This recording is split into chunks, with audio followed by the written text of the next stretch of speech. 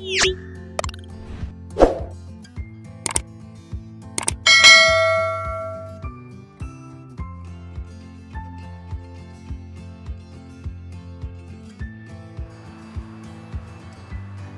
இன்னைக்கு chicken 65 செய்ய போறோம்.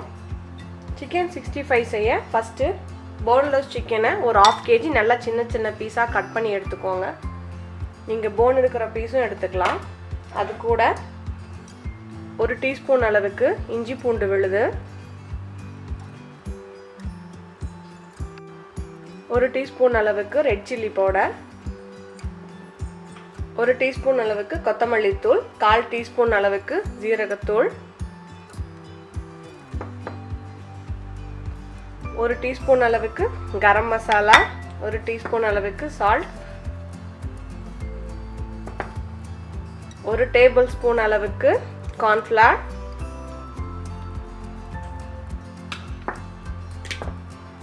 ஒரு முட்டையை நல்லா அடிச்சு எடுத்துக்கோங்க.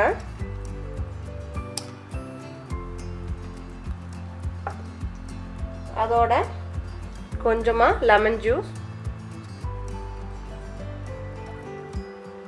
இது எல்லாத்தையும் நல்லா மிக்ஸ் பண்ணி எடுத்துக்கலாம்.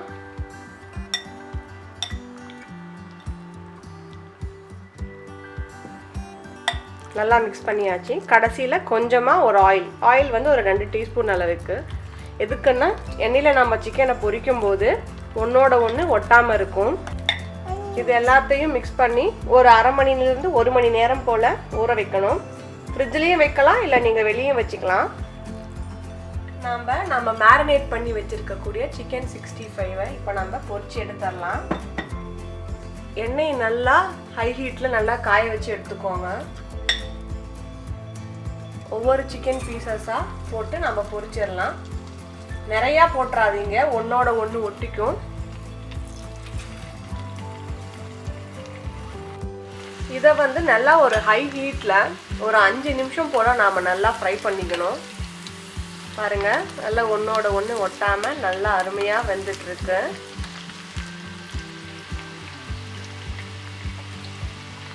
எண்ணெயை கம்மியா வச்சு நீங்க ஹீட் பண்ணீங்கன்னா சிக்கன் வந்து அவ்வளோ சீக்கிரம் குக் ஆகாது. உங்களுக்கு கடையில் வாங்கக்கூடிய அந்த ஜூஸி அந்த கிறிஸ்பினஸ் கிடைக்காது. அதனால எண்ணெயில் இதை சிக்கனை பொரிக்கிறத மட்டும் நல்லா ஹை ஹீட்ல வச்சு பொரிச்சு எடுத்துக்கோங்க.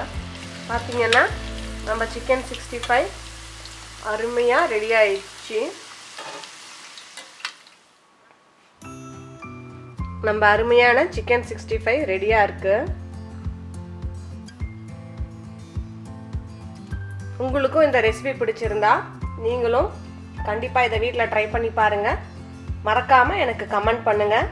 என் சேனலை சப்ஸ்கிரைப் பண்ணாதவங்க சப்ஸ்கிரைப் பண்ணுங்கள். Bon appétit!